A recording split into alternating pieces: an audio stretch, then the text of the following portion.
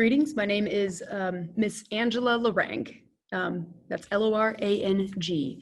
I'm really excited that you're with us here at St. Thomas, really excited that your student is in my class. It's already been just such a joy to be together.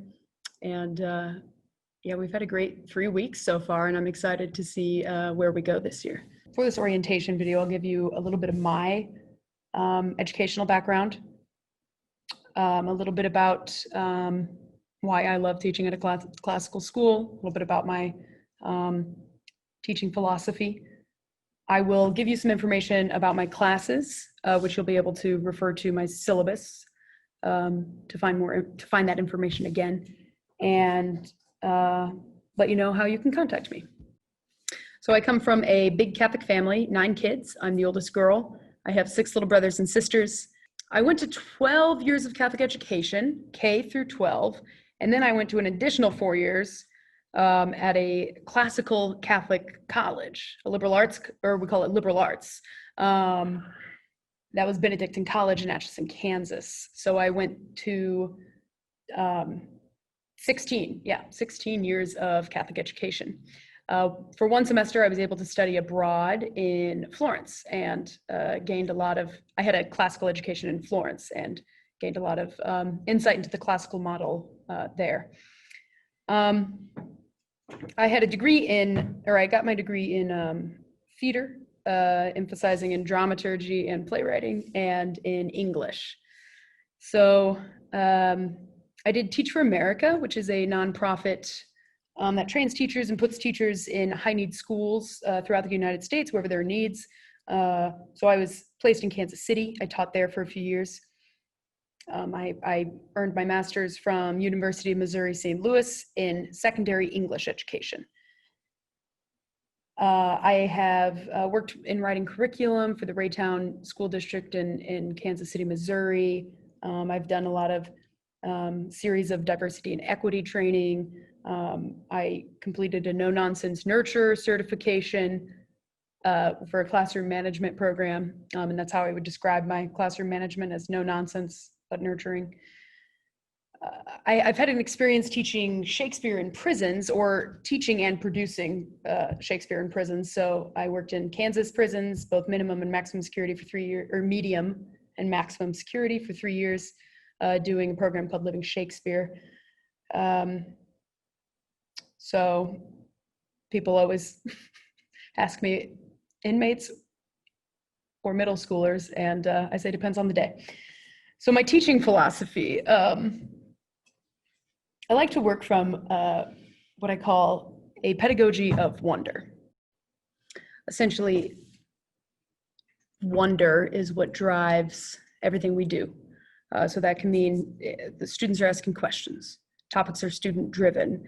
I'm letting students choose what in our curriculum is interesting to them, what we're going to slow down on and emphasize and go in depth with.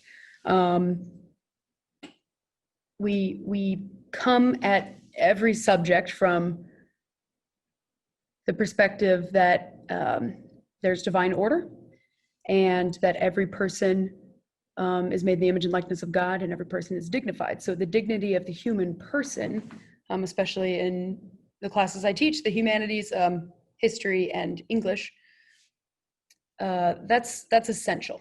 That's essential, and that's something we're always emphasizing, whether it be in our own lives, our own classroom life, controlling our self-control, controlling ourselves, respecting each other, honoring each other.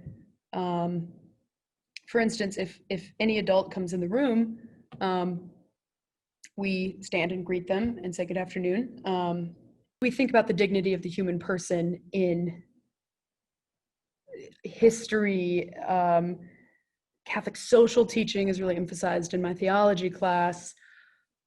It's just constant. It's just part of the fabric of our class. We're always going back to it. And I also am teaching from the perspective that knowledge is a transcendental good. Knowledge is something worth attaining just for its own sake.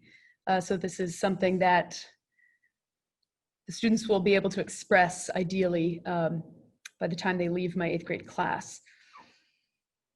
knowledge is a participation in God, who's omniscient, he's all-knowing. So coming to know is coming to be more like God. Coming to know God's creation is coming to know God. Coming to know humanity, which is what's emphasized in my class, conceptually, is coming to know God. Now that would be more the higher level thinking, the big concepts, the big ideas. So that's more the logic level in the classical model. The grammar level under it is the nuts and bolts, as Mr. Delora would say. It is the fundamental skills that are needed to be able to build up to those big conceptual ideas.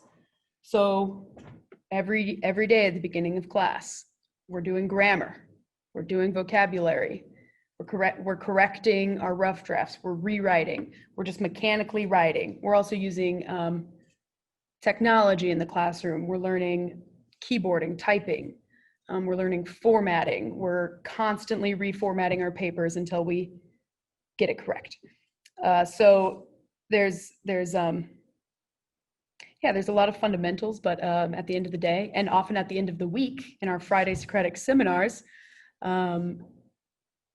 I'm really interested in the kids, the students, coming to understand themselves as ordered creations, themselves as purposefully made, and understanding the world around them as purposefully made, and therefore it's worth knowing and understanding, to know and understand God more.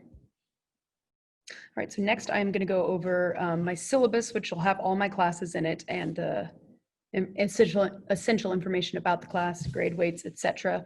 I'm going to show you how to access my syllabus on my website. To get to the STA2 website, from this page, Ms. Lashaway, from this page, clicking Parent Services, you're going to Classroom Portal. Where's mine? 5th through 8th grade, English and History. That is Miss Lorang's class. That is Miss Lorang. The glory of God is the human person fully alive. We have that Irenaeus quote hanging in the hallway, and it is our theme for the year. The syllabus is available right here. Okay. So I will briefly go over the syllabus right now, but since you can access it, I won't spend too much time on it. Essentially, history,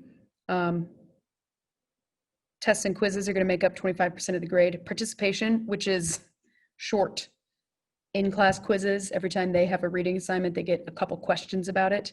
That goes into their participation grade. And then assignments, the written answers, if I check their notes, study guides, etc., is worth most of their grade. In literature, seminars, memorization, comprehension, individual reading. Seminars are most of their grade in literature. So a few things go into our Socratic seminars. Socratic, because we use the Socratic method, it's all about questions. I present questions to the students, and the students present their own questions.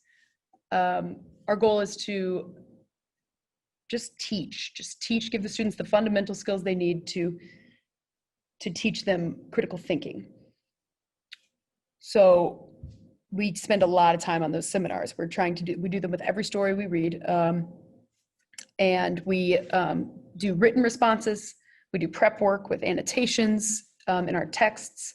And we do an in-person, in-class discussion where the students are using decorum, referring to each other by Mr. or Miss last name, and essentially just learning to argue and persuade and listen and respond.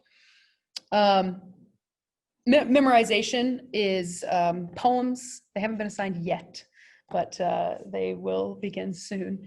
And about every 2 to 4 weeks, I'll have a poem assigned to students to memorize. They'll be presenting them in class sometimes they'll be writing them out. It can be poems and scripture. Comprehension. Reading quizzes. After we read something, I'll be usually giving them a multiple choice quiz. I'm doing this specifically to help to keep an element of practicing for standardized testing, but not focusing too much on teaching to standardized testing.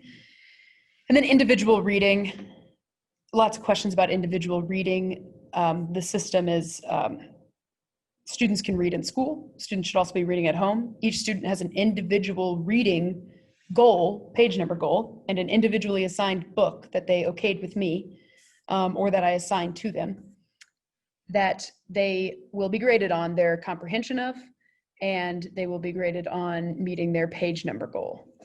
All right. We have vocabulary. Vocabulary is in a workbook. They will be testing every Friday. They'll have to write down the definitions, not just match the definitions. English and writing, we're using the Institute of Writing Excellence, Institute for Writing Excellence. This is my third year with this curriculum. It's an excellent curriculum, an excellent writing curriculum, and I really have seen a lot of growth in the students I've been teaching so far. Their writing assignments are broken up into final draft, rough drafts, outlines, and grammar is 20% of their grade.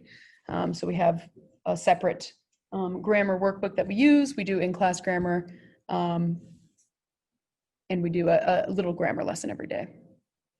I'm teaching theology to the 7th and 8th grade. We are using our Spirit of Truth curriculums and our Ruah Woods Theology of the Body curriculum, which I'm very excited about. Ruah Woods refers to its curriculum as a Catholic anthropology, which I think is really interesting and important and fits very well with how I teach and how everything in all the subjects that I teach is really combined, and it's all focused on who are we, who is God. So please feel free to contact me via email for anything, anytime. It's Lorang at sta2.org. Lorang is Lorang.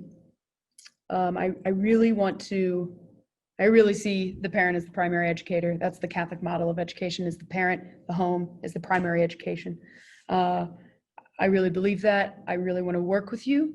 I really want to co-educate your child with you. So please use me as a resource. Please give me any information about your student that you think will help. Please give me your concerns. And I leave you with the message that the most important thing for me, and the reason that I teach, is that students grow more deeply into relationship with Christ. So teaching at a classical Catholic school versus having taught in the public setting, that was also my goal in the public setting, but it's just so explicit, and we are able to come together as a community of prayer so often, our classes, and we're able to deepen our relationships together, our relationships with Christ together. And I've just noticed that I've never seen a middle school where the students are so good. They're just so, yeah, I brag about them a lot to a lot of people.